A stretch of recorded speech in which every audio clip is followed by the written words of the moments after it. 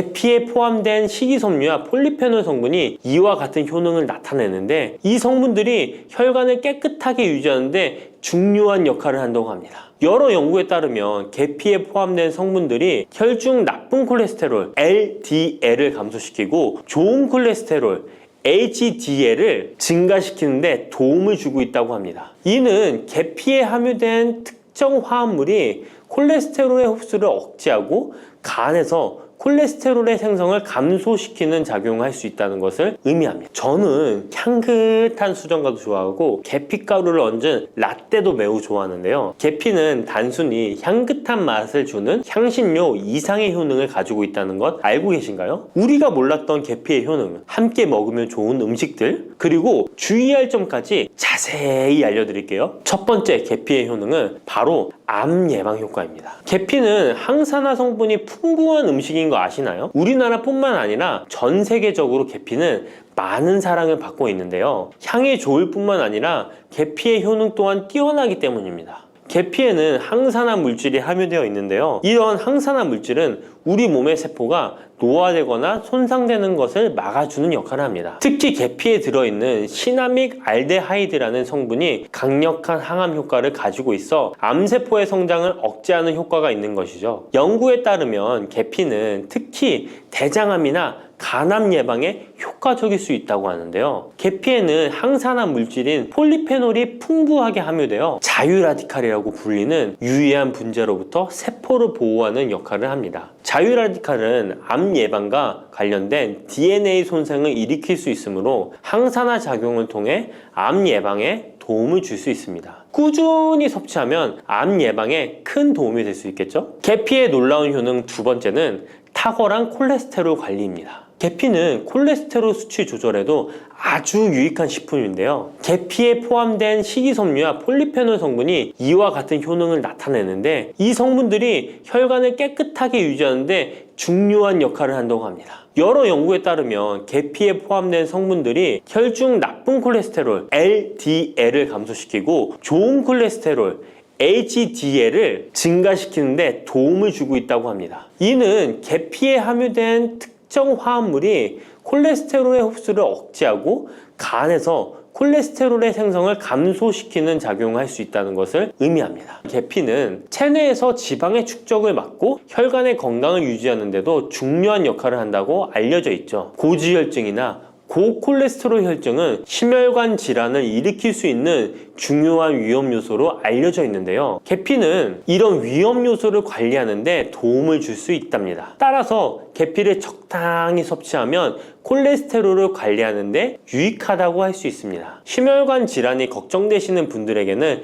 정말 좋은 식품이죠. 세 번째, 계피의 아주 놀라운 효능은 바로 당뇨병 예방입니다. 당뇨병은 많은 분들이 고통받고 있는 질병이죠. 주위에 당뇨병 때문에 혈당 관리하시는 분들 자주 볼 수 있는데요. 그런데 계피가 당뇨병 관리에 큰 도움이 된다고 하니 놀랍지 않나요? 계피에 함유된 크로모라는 성분이 인슐린 민감성을 높여주어 혈당 수치를 안정시키는데 도움을 줄 수 있다고 하는데요. 연구에 따르면 계피를 꾸준히 섭취한 사람들은 식후 혈당이 급격하게 상승하는 것을 막을 수 있다고 합니다. 또한 계피에 포함된 시네믹 알데하이드 성분이 인슐린 민감도를 높여주고 혈당 수치를 안정시키는데 도움을 준다고 알려져 있죠. 이 성분이 인슐린이 더 잘 작용하도록 돕기 때문에 혈당을 효과적으로 조절하는데 도움을 주는 역할을 할 수 있습니다. 우리나라보다 더 계피를 좋아하는 인도에서 계피 섭취와 대사증후군에 관련한 실험이 진행되었는데요. 인도 델리 학교에서 진행한 실험 연구에 따르면 대사증후군이 있는 116명을 두 그룹으로 나눈 뒤 16주간 한 그룹은 계피 추출물을 섭취하고 다른 한 그룹은 계피가루가 들어있다고 속인 가짜 약을 섭취하게 했는데요. 16주 뒤 확인했더니 계피 추출물을 먹은 그룹은 가짜 약을 먹은 그룹에 비해 대사증후군에 악영향을 주는 체중, 혈당,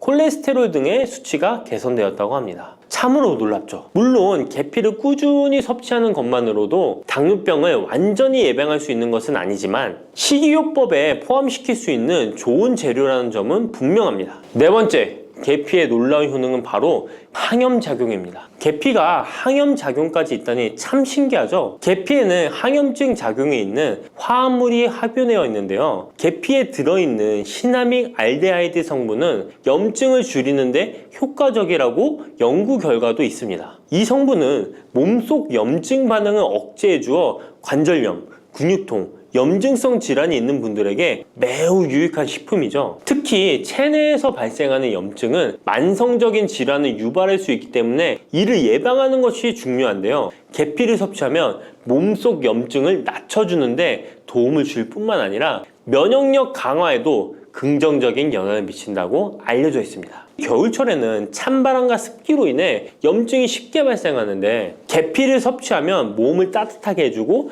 염증을 예방하는 데 도움이 됩니다. 계피 섭취가 일상적인 건강 유지, 특히 쌀쌀한 겨울에 아주 좋은 영향을 미친다고 할 수 있죠. 그렇다면 이것들과 계피와 함께 먹으면 계피의 효능이 2배가 된다는데요. 계피와 함께 먹으면 더 좋은 음식은 무엇일까요? 바로 알려드릴게요. 계피와 함께 먹으면 좋은 음식, 첫 번째는 요거트입니다. 계피를 요거트와 함께 먹으면 정말 맛있고 건강에도 좋다는 거 아시는 분 있나요? 혹시 그릭 요거트나 프로바이오틱스 같은 단어들 들어보셨죠? 요거트에는 단백질, 칼슘, 프로바이오틱스 등의 영양소가 풍부하게 함유되어 있는데요. 요거트는 발효식품으로 몸에 좋은 프로바이오틱스가 풍부해서 장 건강에 도움을 주는데 계피와 요거트를 함께 섭취하면 서로 시너지 효과를 낼 수 있습니다. 그리고 계피 항염작용과 혈당 안정 효과가 더해져서 건강을 더욱 향상시킬 수 있죠. 요거트에 계피를 넣으면 소화 기능을 개선하고 특히 요거트에 계피를 넣으면 체내 지방을 태우는데 도움이 되는 효과가 있어 요거트와 계피를 함께 섭취하면 소화를 돋고 체중 관리에도 매우 좋습니다. 그게 다가 아니죠. 계피의 매콤달콤한 향이 요거트와 잘 어울려 맛있게 즐길 수 있습니다. 요거트를 자주 드시는 분들은 꼭 한번 계피를 뿌려서 드셔보세요. 샐러드 드실 때 드레싱으로 요거트를 사용한 뒤 그 위에 계피가루 톡톡 뿌려서 드시는 것도 아주 좋은 계피와 요거트 활용법입니다. 계피와 찰떡궁합인 식품 2번째는 사과입니다. 계피와 사과는 정말 잘 어울리는 조합인 거 아시나요? 사과에는 비타민C와 식이섬유, 항산화 성분이 풍부해서 면역력 강화와 소화에 도움을 주는 과일인데요. 계피는 당뇨병 예방과 관리에 도움을 주며 혈당 조절에 효과적인데요. 계피와 사과를 함께 먹으면 2가지 재료의 장점이 더해져 더욱 효과적인 건강 관리가 가능하다는 것이에요. 그리고 이 2가지가 만나면 체중 관리에도 큰 도움이 된다니 같이 안 먹을 이유가 없겠죠. 맛 또한 더욱 좋아지는데요. 계피는 사과의 달콤한 맛을 더욱 풍부하게 만들어주는데 서양에서는 디저트로 사과파이에 계피가루를 얹어 향긋하게 즐기는 게 유명하죠. 같이 섭취할 때는 사과에 계피를 뿌려서 간단히 먹거나 사과를 얇게 썰어 계피를 뿌려 먹으면 더욱 맛있고 건강한 간식이 될 수 있다는 것 기억해 주세요. 3번째, 계피와 먹으면 좋은 음식은 바로 커피입니다. 계피와 커피는 정말 좋은 궁합을 자랑한다는 거 아셨나요? 커피는 카페인 덕분에 활력을 주는 음료인데요. 커피의 쓴맛이 사람마다 호불호가 갈릴 수 있습니다. 그런데 계피를 커피에 넣으면 그 쓴맛이 부드럽게 변화하면서 더 풍부하고 깊은 맛을 느낄 수 있는데요. 계피가 커피의 쓴맛을 부드럽게 감싸주기 때문에 커피를 마시는 동안에 입안에 더 부드러운 느낌을 주게 되는 것이죠. 계피는 항염증 효과와 항산화 효과가 뛰어나서 커피와 함께 마시면 건강 효과도 한층 더 올라가는데요. 커피 자체에도 많은 항산화 물질이 포함되어 있는데 계피 역시 강력한 항산화 성분을 가지고 있기 때문에 둘을 합쳐 마시면 체내 염증을 줄여주고 세포를 보호하는 효과를 볼 수 있는 것이에요. 계피와 커피를 함께 마실 때 또 다른 장점이 있는데요. 그건 바로 혈당 조절에 있습니다. 커피는 그 자체로 혈당을 빠르게 올리는 경향이 있는데요. 계피가 이 과정을 완화시켜주면서 커피를 드실 때 혈당이 급격하게 상승하는 것을 방지할 수 있습니다. 그래서 당뇨가 있으신 분들께도 이 2 음료의 조합은 매우 추천드립니다. 그렇다면 계피와 커피는 어떻게 함께 먹는 게 좋을까요? 계피와 커피를 함께 즐기기 위한 가장 간단한 방법은 계피가루를 커피에 넣는 것인데요. 커피가 다 다 내려준 후 4분의 1티스푼의 계피가루를 넣고 잘 저어주면 계피의 향이 커피와 자연스럽게 어우러져 향긋한 커피 한 잔을 만들 수 있습니다. 계피를 너무 많이 넣으면 커피의 맛이 너무 강해질 수 있으니 적당량을 넣어주는 것 잊지 마세요. 또한 계피 스틱을 사용해 커피를 우려내는 방법도 있는데요. 커피를 내린 후에 계피 스틱을 커피에 넣고 몇 분간 우려내면 계피의 향이 은은하게 배어들어 훨씬 더 맛있고 건강한 커피를 즐길 수 있습니다. 계피 스틱을 사용하면 시각적으로도 멋진 효과를 줄 수 있기 때문에 커피를 더욱 고급스럽고 멋스럽게 즐기고 싶다면 계피와 커피 꼭 한번 같이 우려보세요. 계피와 찰떡궁합 꿀조합을 알려드렸다면 이번에는 계피와 함께 먹으면 몸에 해가 되는 음식이 있다는 것을 알고 계신가요? 그것은 바로 귤이나 자몽, 레몬 같은 시트러스 계열의 과일인데요. 계피와 시트러스 계열 과일을 함께 먹으면 안 되는 이유 바로 알려드릴게요. 많은 분들이 시트러스 계열 과일, 예를 들어 오렌지나 레몬을 좋아하시는데요. 이 과일들은 비타민C가 풍부하고 상큼한 맛이 참 일품이죠. 하지만 계피와 시트러스 과일을 함께 먹을 때는 주의가 필요한데요. 계피의 주요 성분 중 하나인 시나몰은 계피가 가진 가장 독특한 향을 만들어내는 성분. 계피의 주요 성분 중 하나인 시나몰은 계피가 가진 독특한 향을 만들어내는 성분인데, 이 시나몰이 시트러스 계열 과일의 산성 성분과 결합하면 위에서 소화가 잘 되지 않거나 불편한 증상을 유발할 수 있습니다. 특히 속쓰림이나 위경련이 일어날 수 있는데요. 이는 계피와 시트러스 과일이 소화효소의 분비를 방해하고 서로 반응하면서 위에 자극을 주기 때문입니다. 거기에다 시트러스 과일의 산도가 더해져 위산이 과도하게 분비될 수 있기 때문에 계피와 오렌지, 레몬, 귤과 같은 과일들을 함께 먹는 것은 피하는 것이 좋습니다. 만약 계피와 과일을 함께 즐기고 싶다면 아까 알려드렸던 사과도 매우 좋고, 아니면 배도 계피와 잘 어울리는데요. 이러한 과일 소화에도 부담을 주지 않기 때문에 이제부터 계피와 과일을 함께 드시고 싶다면 꼭 유의해 주세요. 계피가 많은 효능을 가지고 있지만 부작용도 있을 수 있는데요. 계피를 섭취할 때 주의할 점은 무엇일까요? 그건 바로 과다 섭취, 간에 손상을 줄 수 있기 때문입니다. 계피는 적당히 섭취하면 건강에 많은 도움을 주지만 과다 섭취 시에 간에 부담을 줄 수 있다는 거 아셨나요? 특히 일반적으로 판매되는 카시아 계피는 쿠마린이라는 성분을 포함하고 있는데요. 이 성분은 과다 섭취 시에 간 손상을 일으킬 수 있습니다. 쿠마린은 간 독성을 일으킬 수 있는 물질로 알려져 있기 때문에 계피를 과다하게 섭취하는 것은 최대한 피하는 것이 좋겠죠? 여기서 우리가 주로 섭취하는 계피가 카시아 계피인지 세이론 계피인지 헷갈리시는 분도 있으실 거예요. 둘의 차이점을 알려드릴게요.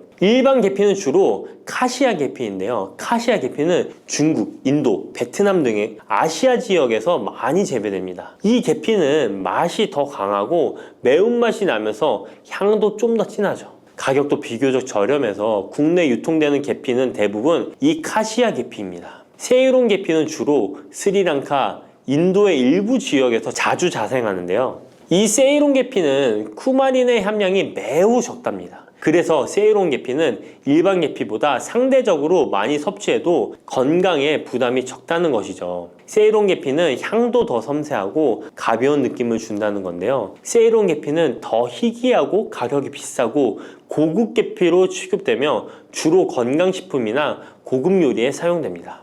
앞서 말했듯이 우리가 쉽게 구할 수 있는 계피는 카시아 계피인데요. 그래서 섭취할 때는 보통 하루에 1에서 2g 정도 섭취하는 것이 안전한 양으로 권장되고 있고, 과다 섭취로 계피의 부작용을 경험하고 싶지 않으시다면 계피를 섭취할 때는 적당량을 지키는 것이 중요합니다. 꼭 기억해 주세요. 녹두는 이렇게 드셔야 당뇨가 예방되고 혈당이 쑥 떨어집니다. 한의학에서는 약으로 사용할 정도로 약효가 뛰어난 식재료가 녹두입니다. 우리 선조들은 이 약효를 잘 알고 일반 가정에서도 많이 사용했습니다. 이런 녹두가 만병의 근원인 고혈압과 당뇨에도 좋다는 사실 알고 계셨나요? 그런데 이렇게 좋다는 녹두도 잘 알고 드셔야 하는데요. 잘못 드시면 우리 몸에 독이 될 수도 있고 잘 드시면 보약이 될 수도 있습니다. 녹두는 어떻게 또 무엇과 먹어야 되고 주의할 점은 무엇인지 모두 알려드릴게요. 녹두에 약간 거친 식감을 싫어하시는 분들이 껍질을 까고 녹두 속 알맹이만 드시는데요. 녹두에 놀라운 영양 성분들이 거의 다 껍질에 있기 때문에 녹두 껍질은 반드시 함께 드셔야 합니다. 녹두에는 식이섬유가 풍부하고 소화를 돕는 효소가 많아 소화가 잘 안 되는 분들이 드시면 도움이 되는데요. 녹두에 풍부한 식이섬유가 장 운동을 활발하게 하고 소화를 돕는 효소가 장내에 유익균을 풍성하게 해줘 장 건강을 개선해 줄 수 있습니다. 우리 선조들은 기억력이 많이 약해진 환자에게 녹두죽을 먹여 몸을 회복시켜 주었는데요. 그만큼 몸이 약해진 환자들의 몸에도 흡수가 잘 될 만큼 녹두가 우리 몸에 좋다는 것이죠. 놀랍게도 녹두에는 마그네슘, 칼슘과 같은 미네랄 성분들도 풍부한데요. 이 풍부한 칼슘은 골다공증을 예방하고 뼈를 튼튼하게 하는 효과가 있습니다. 칼슘이 뼈를 이루는 주 성분인 것은 잘 알고 계시죠? 마그네슘은 이런 필수 미네랄인 칼슘의 흡수를 도와주기 때문에 녹두가 뼈 건강에도 놀라운 효능을 발휘할 수 있는 것입니다. 그런데 녹두는 성질이 차기 때문에 몸이 찬 분들은 주의해서 드시는 게 좋은데요. 이 때문에 녹두의 껍질을 벗기고 드시는 분들이 있습니다. 하지만 마늘과 함께 드신다면 몸이 찬 분들도 조금 더 편안하게 녹두를 드실 수 있습니다. 마늘의 따뜻한 성질이 녹두의 찬 성질을 중화시켜주기 때문이죠. 이뿐만 아니라 마늘이 대표적인 항암식품인 사실은 알고 계시잖아요. 마늘에는 S알리시스테인과 알리신이라는 성분이 풍부해서 암세포를 억제하고 사면시켜주는 효능이 있습니다. 또한 강력한 항산화 성분인 폴리페놀이 많이 들어있어서 나쁜 콜레스테롤의 성장을 막아 혈관을 깨끗하게 만들어주기 때문에 심혈관 질환에 매우 탁월하답니다. 이뿐만 아니라 체내 지방의 대사를 촉진하여 지방 분해를 통해 체지방을 제거하고 비만을 예방하는 효능까지 있는 놀라운 식품이죠. 그래서 마늘을 녹두와 함께 드시면 시너지 효과가 있기 때문에 우리 몸에 보약이 될 수 있습니다. 마늘과 녹두를 함께 먹을 수 있는 가장 간단한 방법은 마늘 녹두밥을 지어 먹으면 되는데요. 녹두를 물에 충분히 불려서 밥을 하시면 녹두 껍질의 거친 식감을 완화시켜 편하게 드실 수 있습니다. 그리고 우리가 녹두하면 생각나는 대표적인 음식이 녹두 빈대떡이 있는데요. 맛있는 녹두 빈대떡에 돼지고기를 갈아서 함께 부쳐 먹기도 하죠.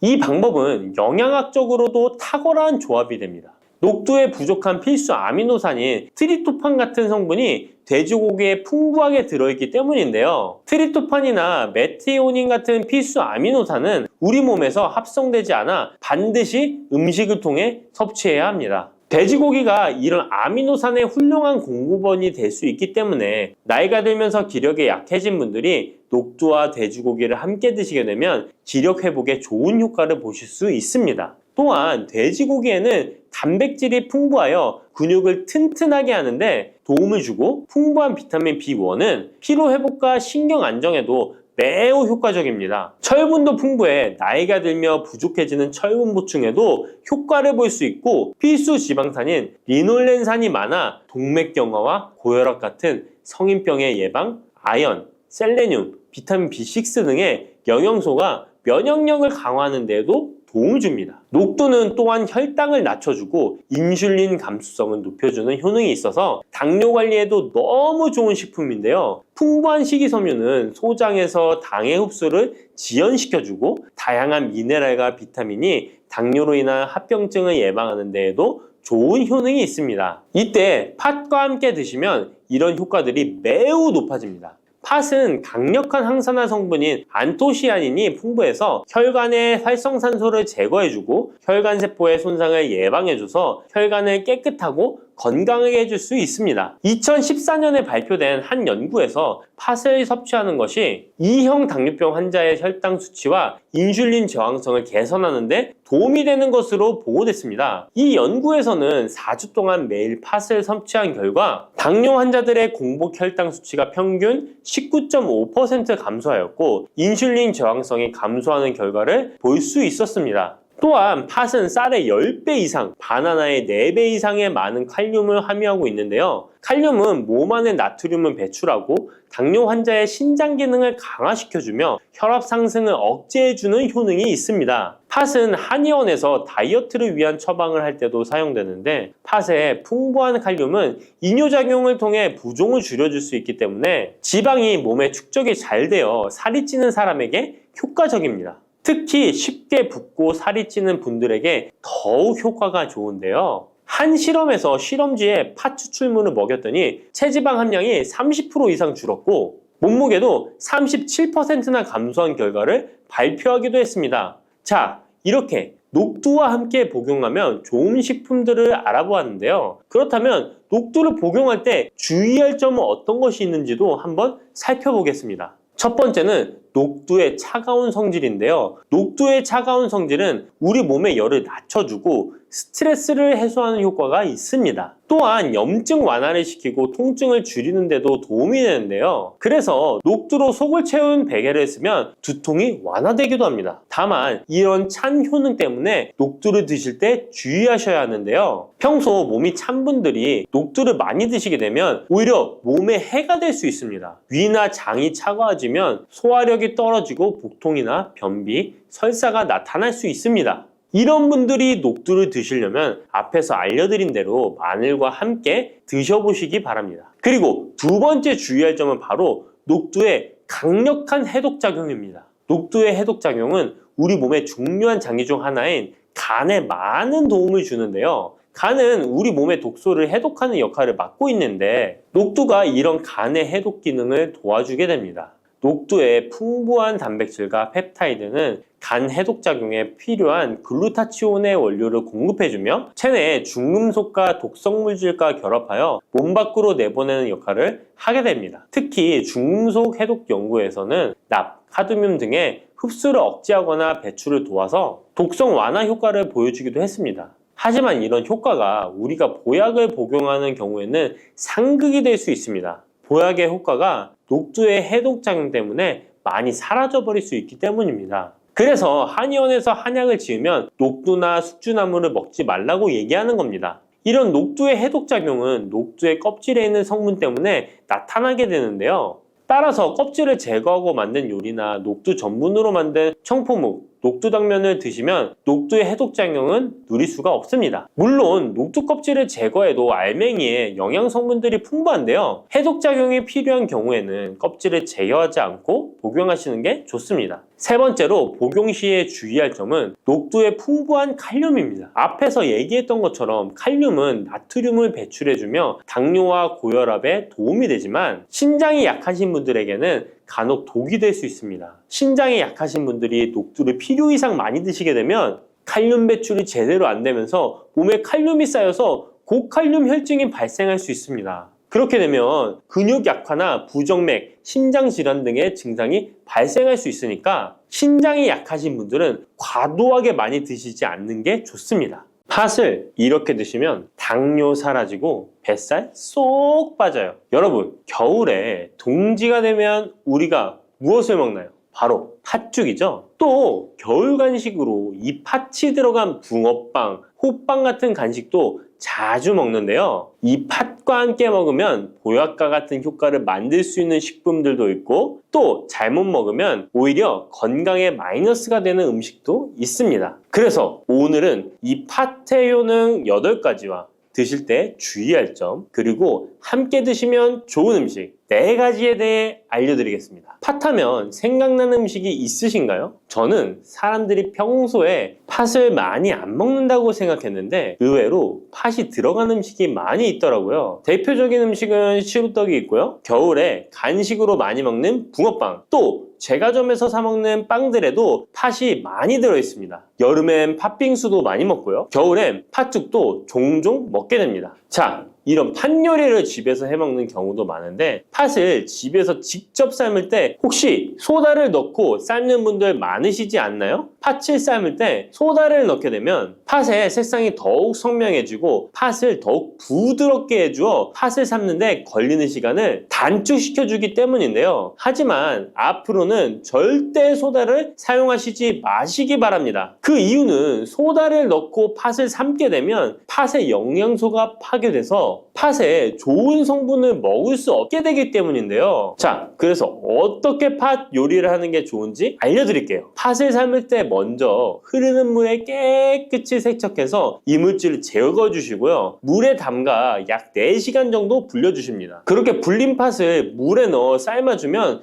붉은색의 팥 삶은 물이 생기잖아요. 바로 이 팥을 삶은 물이 건강에 정말 좋다는 사실 알고 계셨나요? 그 이유는 팥에 들어있는 사포닌이라는 성분 때문입니다. 간혹 팥 삶은 첫물에는 팥에 독소가 있어서 버려야 한다는 분들이 계신데요. 이는 잘못된 정보입니다. 왜냐하면 팥 삶은 첫물에 사포닌 성분이 가장 많이 들어있기 때문에 이걸 버리지 마시고 따로 담가 두었다가 하루에 한두 잔씩 차로 드시면 좋습니다. 자, 그럼 이제 팥의 구체적인 효능에 대해 말씀드릴 건데 첫 번째는 혈관 건강에 많은 도움이 된다는 것입니다. 앞에 말씀드린 팥물은 혈관 청소부라는 별명이 있을 정도로 혈관을 깨끗하게 해주는 효능이 있습니다. 그 이유는 팥에 함유된 강력한 항산화 성분인 안토시아닌이 혈관 내 활성산소를 제거해줘서 혈관 세포 손상을 예방해주기 때문입니다. 또한 안토시아닌은 혈관 내의 염증을 줄여줘서 염증성 질환에도 좋은 효과가 있고요. 나쁜 콜레스테롤 수치를 줄여주는 효과가 있어서 고지혈증을 예방하며 심장질환의 위험도 줄이는데 큰 도움을 줄 수 있습니다. 이뿐 아니라 조선시대 기록에 보면 이 팥물로 세안을 했다는 기록이 있는데요. 팥물로 세안을 하면 피부의 노폐물을 제거하는 데 좋고 피부를 맑고 건강하게 해준다고 합니다. 비누가 없던 시절에 피부 건강을 위해 사용했던 선조들의 지혜가 정말 놀랍지 않나요? 당뇨병의 개선에 도움을 준다는 것입니다. 2014년에 발표된 한 연구에서 팥을 섭취하는 것이 2형 당뇨병 환자의 혈당 수치와 인슐린 저항성을 개선하는데 도움이 되는 것으로 보고가 됐습니다. 이 연구에서는 4주 동안 매일 팥을 섭취한 결과 당뇨 환자들의 공복 혈당 수치가 무려 평균 19.5% 감소하였고 인슐린 저항성 또한 줄어든 것으로 나타나서 당뇨가 있거나 당뇨 예방이 필요하신 분들은 꼭 팥을 꾸준히 드셔보시기 권해드립니다. 세 번째 팥의 효능은 몸의 부종을 제거하고 다이어트에 도움을 주는 것입니다. TV에서 연예인들이 이 팥으로 다이어트를 해서 효과를 봤다고 했던 적도 있었고요. 한의학 책 중에 본초 강목에 보면 팥을 오랫동안 먹으면 여위고 마르기 때문에 살찐 사람이 먹는 것이 좋다라는 내용이 나옵니다. 그래서 한의원에서 다이어트 처방을 할 때도 팥을 쓰는 경우가 많이 있는데요. 그 이유는 바로 팥에 들어있는 칼륨 때문입니다. 팥에는 쌀의 10배 이상, 바나나에 약 4배 이상의 칼륨이 들어있는데요. 이 칼륨이 몸 안에 나트륨 배출을 도와서 당뇨 환자들의 신장 부담을 줄여주고 혈압 상승을 억제해주는 효능이 있고요. 또한 이뇨작용이 있어서 이를 통해 부종을 줄여줄 수가 있습니다. 그래서 우리가 보통 물살이라고 부르는 잘 부으면서 살이 찌는 분들은 다이어트에 이 팥을 이용하시면 효과를 볼 수가 있습니다. 그래서 그에 대한 연구 결과도 있었는데요. 실험주에 팥 추출물을 먹였더니 근육 손실 없이 체지방 함량이 30% 이상 줄었고 몸무게도 37%나 감소했다고 합니다. 사람과 똑같을 수는 없지만 분명히 팥이 체중 감량에 도움이 된다는 결과라고 볼 수가 있습니다. 네 번째, 팥의 효능은 변비를 개선하는 데 도움을 주는 겁니다. 팥에는 사포닌뿐 아니라 많은 식이섬유가 들어있기 때문인데요. 사과에 비해서 약 10배나 많은 식이섬유가 들어있습니다. 그래서 팥을 섭취하게 되면 이 식이섬유가 장 운동을 활발히 하고 대변을 부드럽게 만들어 배변을 원활하게 해줄 수 있고요. 또한 이 식이섬유는 장에 있는 유익균들에게 풍부한 먹이를 제공해주기 때문에 장내 유익균의 증식에도 직접적으로 효과를 줍니다. 이를 통해서 장의 전반적인 환경을 좋게 바꿔줄 수가 있고 이것은 몸의 면역력 향상과도 연결되어 있기 때문에 우리가 프로바이오틱스를 복용할 때도 팥을 함께 드셔보면 그 효과가 커지는 것을 느끼실 수가 있을 겁니다. 다섯 번째 팥의 효능은 탈모 예방에 도움을 준다는 것입니다. 나이가 들면서 머리숱이 점점 없어져 고민하시는 분들 정말 많은데요. 팥과 함께 천연 탈모약이라 불리는 수수를 함께 드신다면 탈모 예방에 큰 도움을 받을 수 있습니다. 그 이유는 바로 팥과 수수에 들어있는 비오틴이라는 성분 때문인데요. 이 비오틴은 모발의 모공에서 자라는 단계부터 필요하고 손상된 머릿결이 재생되는 데까지 관여하는 정말 중요한 성분입니다. 건강한 머릿결을 만드는데 꼭 필요한 성분이라고 할 수 있습니다. 비오틴이 몸속에서 부족한 현상이 나타나면 머리카락이 얇아지면서 많이 빠지게 되고, 또한 두피가 건조해지고 가려움증이 생기면서 탈모를 가속화할 수 있습니다. 그런데 팥에는 이 비오틴뿐 아니라 모발 성장에 도움이 되는 아미노산이 풍부하고 수수에는 미네랄 성분이 풍부하여 머리카락을 건강하게 유지하는데 직접적으로 도움을 주게 되고요. 또한 팥과 수수에 함유된 항산화 물질들이 머릿결을 상하게 하는 자유 라디칼 성분을 중화해 주어 머리카락 건강에 큰 도움을 주는 것입니다. 여섯 번째 팥의 효능은 우리나라 사람에 꼭 필요한 탄수화물 소화를 돕는다는 것입니다. 이는 팥에 함유되어 있는 비타민 B의 역할 때문인데요. 비타민 B는 탄수화물, 단백질, 지방을 에너지로 변환하여 우리 몸을 충전해주는 역할을 합니다. 또한 신경 전달 물질인 뉴로트랜스미터의 합성에 관여해 뇌신경을 건강하게 하는 데에도 도움을 줍니다. 팥을 잘 섭취하면 뇌를 건강하게 해주어 치매 예방에도 도움이 되는 것입니다. 자, 앞에서 팥과 함께 먹으면 좋은 음식이 수수가 나왔는데요. 하나 더 말씀드릴게요. 바로 호박입니다. 호박은 기본적으로 여러 영양성분이 풍부하지만 호박에는 비타민 B가 없어서 호박과 팥을 함께 드시면 서로의 부족한 부분을 채워줄 수가 있고요. 또한 호박에도 소화 기능을 개선해주는 기능이 있어서 팥과 함께 드시면 시너지 효과가 있고요. 그리고 팥처럼 호박에도 이뇨작용이 있는데요. 팥과 호박의 이뇨작용은 과정이 약간 다릅니다. 팥은 몸속의 부종, 노폐물과 독소를 빨아들여서 배출하는 이뇨작용을 하는 것이고요. 호박은 신장에서 만들어지는 호르몬의 분비를 억제하여 이뇨작용을 촉진하게 되는데, 이렇게 되면 신장에 과다하게 축적되는 수분을 배출하는 역할을 해줄 수가 있어서 더 도움이 될 수 있습니다. 일곱 번째 팥의 효능은 빈혈을 개선하는 데 도움을 주는 것입니다. 보통 우리 몸에 철분이 부족해지면 빈혈 증상이 나타나죠. 빈혈로 인해 어지러움, 두통, 체력 저하 등의 증상이 나타나게 되는데, 팥에는 앞에서 얘기한 단백질, 식이섬유, 칼륨, 비타민, 비오틴뿐만 아니라 바로 칼슘과 철분 또한 풍부합니다. 팥에 함유된 철분의 함량이 우유의 약 100배나 된다는 사실 알고 계셨나요? 그래서 팥을 드시면 철분 부족으로 인한 빈혈을 개선하는데 도움이 되기 때문에 빈혈이 있으신 분들은 꼭 기억하시면 좋겠습니다. 여덟 번째 팥의 효능은 스트레스를 줄여주는데 도움을 준다는 것입니다. 팥에 함유된 비타민 B가 신경계를 안정화시켜주는 효과가 있어서 스트레스로 오는 증상들을 줄여줄 수가 있고요. 또 팥에는 마그네슘의 함량도 높은데요. 마그네슘 또한 신체의 스트레스 반응을 조절하는 데 중요한 역할을 합니다. 팥 속에 들어있는 마그네슘을 통해서 스트레스로부터 몸이 회복되는 데 도움을 받을 수가 있습니다. 그리고 팥에는 복합 탄수화물도 풍부한데요. 복합 탄수화물은 천천히 소화되어 급격한 혈당 상승을 방지하고 일정한 에너지 공급을 유지하는 데 도움이 됩니다. 이는 스트레스 상황에서도 안정적인 에너지 공급을 유지할 수 있게 해줘서 스트레스를 관리하는 데 도움이 될 수 있습니다. 이렇게 좋은 팥도 드실 때 주의사항이 있는데요. 과하게 많이 드시면 이뇨작용 때문에 몸에 무리를 줄 수 있는데요. 이를 방지할 수 있는 방법이 있습니다. 바로 찹쌀과 함께 드시는 겁니다. 팥죽을 끓일 때 찹쌀을 넣어 함께 죽을 만드는 경우도 있고, 쫄깃쫄깃한 찹쌀로 경단, 새알을 만들어 넣어 먹는 경우도 있죠. 선조들의 지혜가 정말 놀라운데요. 이렇게 찹쌀과 팥을 함께 드시면 팥 때문에 몸 안에 수분이 과하게 빠져나가는 것을 찹쌀이 막아줘서 문제가 생기지 않게 해주는 것입니다. 그리고 다른 주의사항은 팥의 찬 성질인데요. 그래서 장이 좋지 않은 분들이 팥물을 많이 드시게 되면 소화불량, 복부팽만, 복부 통증을 일으킬 수 있으니까 주의하셔서 조금씩 드셔보시는 게 좋고요. 만약에 이런 점이 불편한 경우에는 생강과 함께 드시면 그 불편함을 줄일 수가 있습니다. 생강의 따뜻한 기운이 팥의 차가운 기운을 중화시켜줘서 장에 무리를 덜 주게 되고요. 그리고 팥에는 항암 효과가 뛰어난 안토시아닌이 풍부한데 생강에도 생강의 매운맛을 내는 진저롤과 쇼가올 성분이 몸속의 발암물질을 제거해주는 효과가 있어서 함께 드시면 상승 효과를 볼 수가 있습니다. 그리고 이때 생강을 쪄서 말려서 드시면 이런 효과가 약 10배 정도 증가된다고 하니까 꼭 기억하시면 좋겠습니다.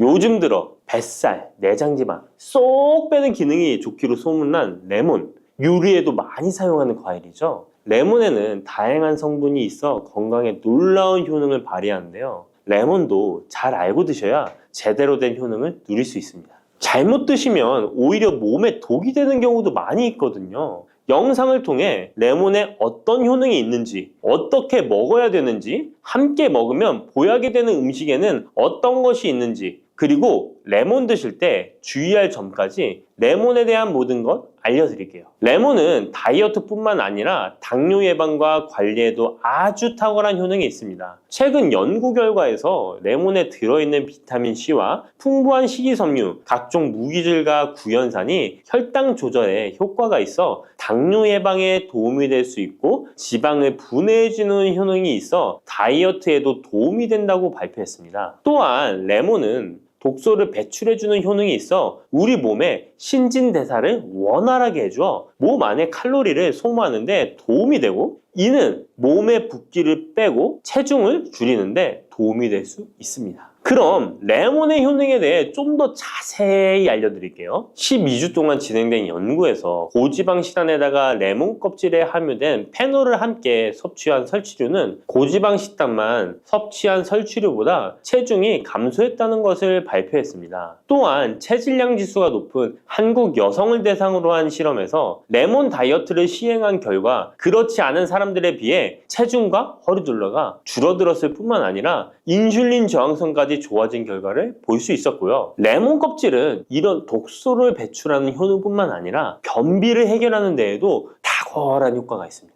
레몬 껍질에는 비타민 C뿐만 아니라 혈관 건강에 좋은 헤스페리딘 그리고 골다공증 예방과 뼈 건강에 아주 중요한 칼슘 그리고 팩틴이라는 성분이 아주 풍부하게 들어있습니다. 바로 이 팩틴이 변비를 예방하는 데 탁월한 효능을 발휘합니다. 수용성 식이섬유인 팩틴은 위에서 대장까지 가는 동안 많은 수분을 흡수해 변을 무르게 만들어주고 장내에 머물러 있는 노폐물과 다양한 유해 물질을 흡착해 변과 함께 몸 밖으로 배출시키며 장내 환경을 깨끗하게 해주어 건강 상태를 유지하도록 도와줍니다. 그리고 레몬 과육에는 없고 오직 레몬 껍질에만 있는 성분이 있는데 디리모넨이라고 하는 천연 오일입니다. 디리모넨은 레몬의 상큼한 향을 내는 성분이기도 하며 장을 자극해 연동 운동이 활발하게 되도록 도와주어 변비를 예방해 줄 수 있습니다. 또 레몬에는 구연산이라는 성분이 풍부한데 이 구연산이 체내 지방분해 효소를 활성화시키는 역할을 해줍니다. 활성화된 지방분해 효소는 쌓여있는 내장 지방을 태워주어 허리둘레를 줄여주는데 많은 도움을 주게 되고요. 아침에 일어나자마자 공복에 레몬수를 마시면 체내의 대사 기능이 활발해져 몸 안에 에너지 소비가 활성화됩니다. 대한비만학회에서 발표한 연구 결과 레몬수를 섭취한 그룹이 그렇지 않은 그룹보다 내장 지방이 더 많이 감소했다는 것을 확인할 수 있습니다. 또한 레몬에 들어있는 성분들은 뇌졸중의 위험을 줄여주는데 도움이 될 수 있습니다. 한 연구에 따르면 감귤류에 함유되어 있는 플라보노이드는 여성의 허혈성 뇌졸중 위험을 낮추는데 도움이 될 수 있다고 발표했습니다. 허혈성 뇌졸중은 가장 흔한 유형의 뇌졸중인데 혈전 때문에 뇌로 가는 혈액의 흐름이 방해되면서 발생할 수 있습니다. 플라보노이드가 함유된 음식을 장기간 섭취하면 이런 심혈관 질환뿐만 아니라 각종 암을 예방하는 데 도움이 될 수 있다고 하는데요. 레몬에는 이런 플라보노이드와 함께 강력한 항산화 작용을 하는 비타민 C가 풍부합니다. 이 항산화 작용으로 세포 손상을 방지하고 암세포를 억제하는 항암 효과를 가지는 것이고요. 또한 레몬은 피부 미용에도 좋은데요. 피부색을 건강하게 해주는데 탁월한 효능이 있습니다. 비타민 C는 콜라겐을 형성하는데 중요한 역할을 해주고 피부를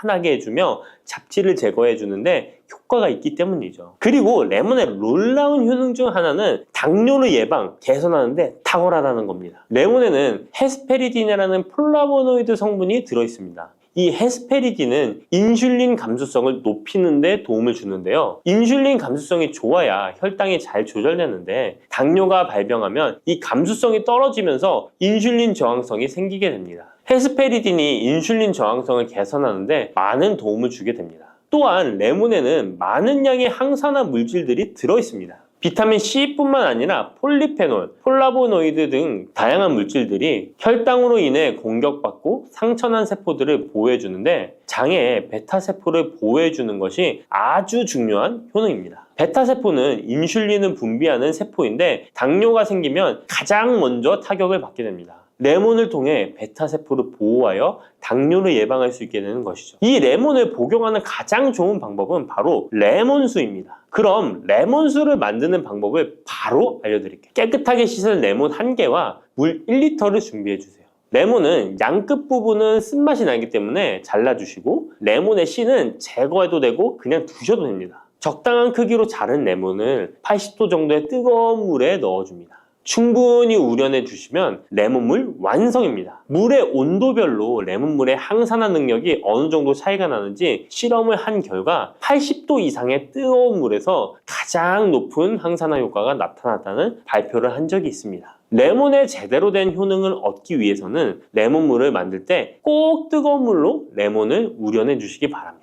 레몬물은 실온에서 어느 정도 식힌 후 미지근해졌을 때 마시면 됩니다. 레몬의 산미가 강해 드시기 힘드신 분들은 물을 충분히 더 희석하여 드시다가 적응이 되면 물의 양을 줄이시면 됩니다. 이런 레몬수를 만들어 드실 때 주의할 점이 있는데요. 첫 번째는 반드시 충분한 양의 레몬을 넣어야 한다는 것입니다. 레몬수를 만들 때 레몬 자른 것 몇 조각을 넣어 드시는 경우가 있는데 이 정도는 충분하지 않습니다. 물 1리터에 레몬 1개 정도 우려서 드셔야 레몬의 효과를 볼 수 있습니다. 두 번째는 설탕을 넣으면 안 된다는 것입니다. 레몬의 신맛이 강해 먹기 힘든 분들이 종종 설탕을 넣어 드시는데 그렇게 하시면 오히려 우리 몸에 독이 됩니다. 레몬수의 맛을 위해 설탕을 넣다 보면 설탕을 과하게 드실 수 있기 때문에 넣지 않는 것이 좋습니다. 그리고 세 번째는 레몬을 세척할 때 깨끗하게 하셔야 되는데요. 깨끗하게 세척한다고 식초, 베이킹소다를 많이 사용하시잖아요. 하버드 대학 연구 결과가 있는데요. 레몬은 물에 2분 정도 담가 두었다가 흐르는 물에 잘 씻어주면 농약은 100% 제거된다고 합니다. 그런데 일반적인 상식과는 달리 베이킹소다와 식초를 사용하게 되면 농약이 일부 남아있다는 것을 발표했습니다. 레몬을 세척할 때는 아무것도 넣지 않는 깨끗한 물을 사용하시기 바랍니다. 다음으로 레몬과 함께 먹으면 시너지 효과를 내는 음식을 알려드릴게요. 첫 번째는 바로 계피입니다. 레몬과 계피를 함께 사용하여 약으로 쓰기도 하는데요. 레몬과 계피를 함께 먹으면 면역 체계를 강화해 주는데 도움이 됩니다. 계피는 향긋한 향과 매운맛이 특징인데 소화를 도와줄 뿐만 아니라 혈당 조절에도 탁월한 효능이 있습니다. 또한 레몬에는 염증을 억제하고 수치를 줄여주는 산화 방지제가 풍부한데 레몬과 계피를 지속적으로 섭취하면 강력한 항염 작용이 나타나 관절염에도 많은 도움을 받을 수 있습니다. 또한 레몬과 계피는 다이어트에도 많은 도움을 줄 수 있는데요. 계피는 혈액 속에 인슐린과 탄수화물 수치를 조절해 복부에 지방이 쌓이지 않도록 도와주기 때문입니다. 그리고 레몬은 고구마와 함께 드셔도 좋은데요. 고구마는 베타카로틴, 비타민 C, 식이섬유 등이 풍부하게 함유되어 있어 염증을 감소시키고 안구세포를 보호하는 효과가 있는데요. 항산화제인 베타카로틴이 매우 풍부해서 안구 건조증의 위험을 줄이고 눈 건강에 많은 도움을 줄 수 있습니다. 레몬도 비타민C와 다양한 항산화 물질을 함유하고 있어 함께 섭취하면 항산화 효과를 더욱 높일 수가 있겠습니다. 따뜻한 생강차 한 모금이 생각이 많이 나는데요. 저는 꼭 생강을 사다가 꿀을 넣은 생강청을 해놔서 자주 마시곤 합니다. 알싸한 생강차를 마시면 몸이 따뜻해지는 게 느껴지더라고요. 몸이 차신 분들은 생강이 몸을 데우는데 효과가 있다고 많이 들어보셨을 거예요. 과연 진짜 이 생강은 우리의 몸을 따뜻하게 해주는 효과가 있을까요? 또 어떤 방법으로 먹어야 효과가 좋을지 같이 알아볼게요. 생강은 다양한 건강 효능을 가지고 있어 요즘 많은 사람들이 주목하는 식품 중 하나인 거 알고 계시나요? 생강은 우리 몸에 여러 가지 유익한 성분들이 함유되어 있는데요. 그 중에서도 진저론, 쇼가올, 진저롤 성분들은 생강의 특유의 매운맛과 향을 내는 성분들이기도 합니다. 특히 이 성분들은 노년층에게도 유익한 성분이라서 건강관리에 큰 도움이 될 수 있는데요. 주목할 만한 생강의 대표적인 성분 3가지 바로 소개해 드릴게요. 생강의 첫 번째 성분은 진저론입니다. 진저론은 생강에서 가장 대표적인 활성 성분으로 생강의 매운맛과 특유의 향을 담당하고 있는데요. 진저론은 항산화 효능이 뛰어나며 세포 손상을 막아주고 노화를 예방하는 데 도움이 됩니다. 또한 진저론은 소염 작용을 가지고 있어 염증을 줄이고 통증 완화에도 효과가 있는데요. 류머티즘 관절염, 근육통, 기타 염증성 질환에 이 성분이 도움을 줄 수 있고 면역력을 증강시키는데 중요한 역할을 해서 특히 면역력이 약해질 수 있는 노년분들에게 매우 유익한 성분입니다. 생강의 두 번째 대표 성분은 쇼가올입니다. 쇼가올은 생강을 건조하거나 가열했을 때 생기는 물질인데요. 이 성분은 항암 효과가 있다고 알려져 있어 암 예방에 효과가 있습니다. 쇼가올은 진저론보다 강력한 항염증 작용을 하는데요. 이 성분은 염증을 유발하는 물질인 프로스타글란딘의 생성을 억제하는데 매우 효과적인 것으로 밝혀졌습니다. 쇼가올은 소화기 계통의 유익한 성분으로 유명한데요. 위의 점막을 보호하고 위염을 예방하며 소화불량을 개선하는 데 유용하며 위장을 자극하여 소화를 돕고 변비를 완화하는 데 중요한 역할을 합니다. 소화 기능이 떨어지기 쉬운 노년층에게 특히 유용한 성분입니다. 생강의 세 번째 대표 성분은 진저롤입니다. 진저롤은 생강을 신선한 상태에서 섭취할 때 함유되어 있는 성분인데요. 이 진저롤은 진통 효과가 뛰어나고 항염증 작용을 통해 몸의 염증을 줄이는 데 도움을 줍니다. 이 성분은 혈액순환을 촉진하고 체온을 올려주는 효과가 있어 특히 수족냉증에 효과적입니다. 어르신분들 중 혹시 겨울만 되면 손과 발이 차신 분들이 있으신가요? 생강의 이 성분은 노년층에게 자주 겪는 손발 차가운 문제를 해결하는 데 큰 도움이 될 수 있습니다. 또한 항균과 항바이러스 성질을 가지고 있어 감염 예방에 도움을 받을 수 있으므로 호흡기 질환을 예방하고 증상을 완화하는 데 효과적인 성분입니다. 혹시 중국의 성인 공자를 아시나요? 누구든지 한 번쯤은 들어보셨을 텐데요. 공자는 살아생전에 먹는 음식도 매우 철저하게 관리했다는데요. 공자가 매 식사마다 생강을 빼놓지 않고 먹었다는 것 알고 계셨나요? 공자는 생강이 얼마나 몸에 좋은지 그 옛날부터 알고 있었던 것이죠. 공자는 73세에 생을 마감했는데 그 옛날 평균 수명을 생각하면 어마어마하게 장수를 했던 것이죠. 이렇게 건강에 좋은 생강, 생강이 왜 그렇게 좋은지, 생강이 이 우리 건강에 어떤 도움이 되는지 4가지 주요 효능을 소개해 드릴게요. 생강의 효능 첫 번째는 면역력 강화입니다. 서울대 노화연구소에서 꼽은 면역력에 좋은 식품 3가지 안에 이 생강이 포함되는 거 알고 계셨나요? 생강에는 아까 소개해드렸던 3가지 성분 진저론, 쇼가올, 진저롤이 포함되어 있어 면역력을 강화하는 데 매우 효과적입니다. 특히 항염증 효과가 뛰어나 몸의 염증을 줄여주고 면역 체계가 더 강하게 작동하도록 도와주는데요. 면역력이 떨어지기 쉬운 노년층에게는 자주 섭취하는 것이 좋은 식품입니다. 생강을 꾸준히 섭취하면 감기나 각종 질병에 걸리는 확률을 낮출 수 있다는 거 잊지 마세요. 생강의 두 번째 효능은 항산화 효과입니다.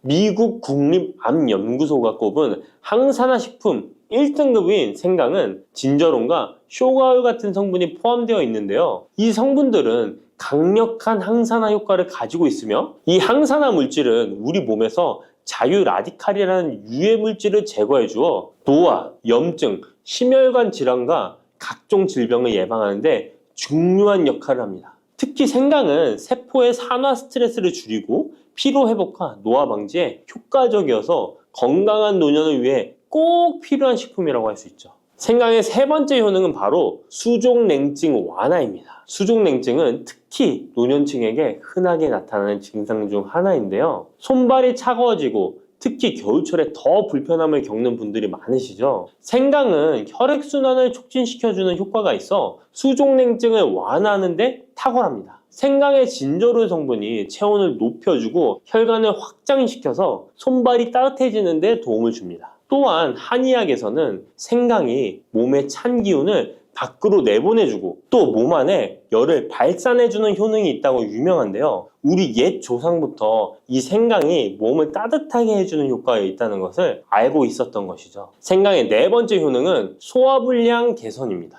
예전처럼 많이 먹지도 않았는데 속이 더부룩하신 분들 많이 계시죠. 소화불량은 나이가 들면서 자주 겪게 되는 문제인데요. 생강은 소화불량을 개선하는데 매우 효과적입니다.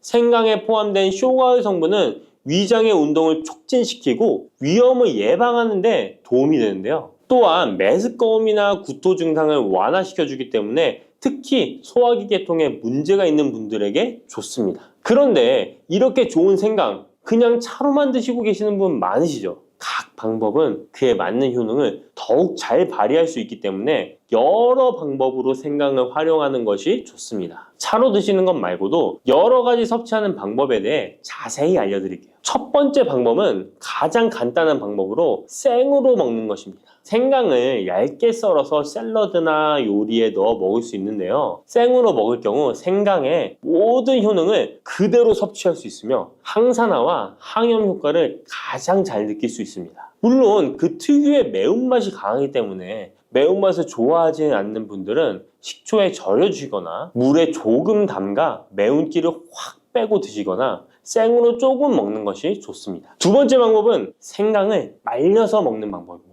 생강을 건조해서 차나 국물에 넣어 먹을 수 있는데요. 볕이 잘 들고 통풍이 잘 되는 곳에 말리셔도 되고 아니면 음식 건조기에 넣고 말리셔도 됩니다. 말린 생강은 소화 기능을 더욱 돋고 소염작용을 강화하는 데 효과적입니다. 또한 말린 생강은 장시간 보관이 가능하고 생강의 매운맛이 부드럽게 중화되어 편하게 섭취 가능한데요. 체온을 높여주는 효과가 있어 겨울철에 특히 유용합니다. 차로 끓여 마시면 몸을 따뜻하게 해주고 피로 회복에도 도움이 됩니다. 세 번째 방법은 생강을 가루로 내서 먹는 방법입니다.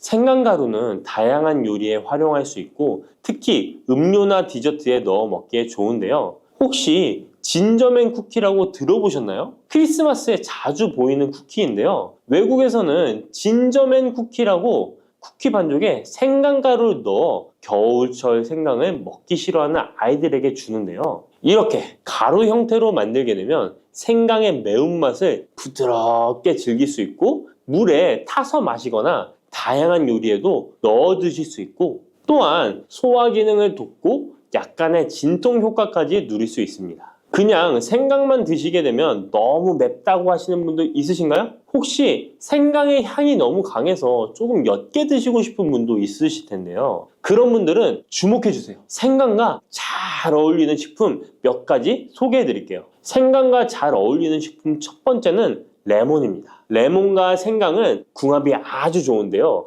레몬은 비타민C가 풍부해서 면역력 강화에 도움을 주고 생강은 항산화 작용을 하는데요.